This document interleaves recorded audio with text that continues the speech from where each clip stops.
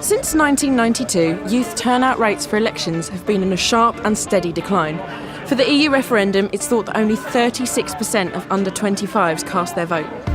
6 million 18 to 25-year-olds voted in 2010, compared to over 10 million of over 65s casting their vote in the same year. It's no wonder that policies and manifestos seem to be skewed towards older generations, because parties don't get many votes from the young, and we're an ageing population. I've come to a rugby club in Gorsinan to see what issues affect the younger generation and whether it is enough to make them vote.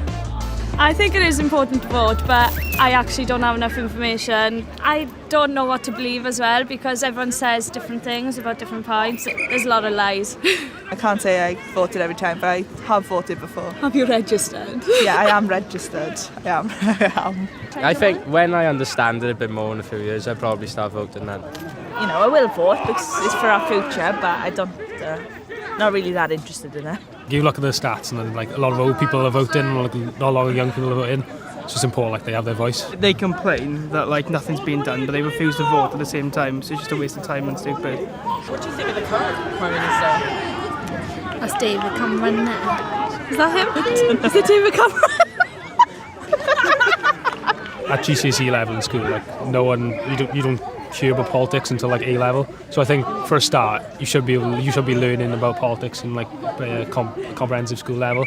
Young people need to know a lot more, like, because they may have shown interest then, isn't it? Because there's probably a majority of young people that don't vote because they don't know much about it.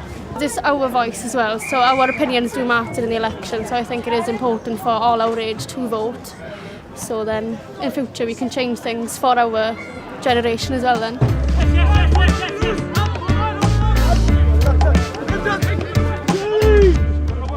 I always vote for Plaid Cymru, but it's just because I know it's very beneficial for Wales and Welsh people, but I can't really tell you like what the benefits are.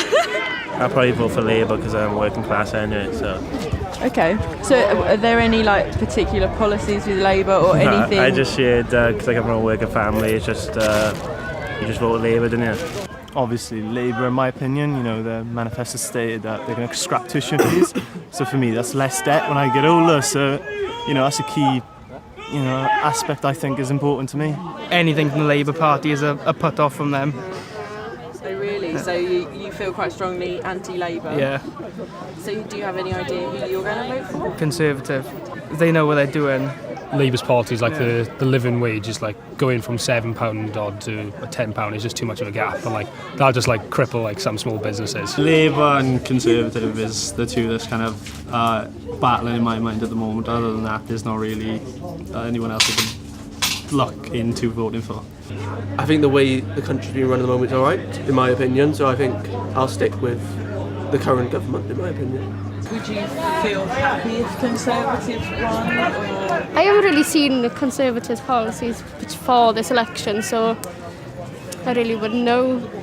Yeah, I probably wouldn't be the happiest, but what's meant to be is meant to be, innit? According to some polls, if more young people had voted in the last election, Ed Miliband would probably be eating bacon sandwiches in the comfort of number 10, and the UK would still have been a member of the EU.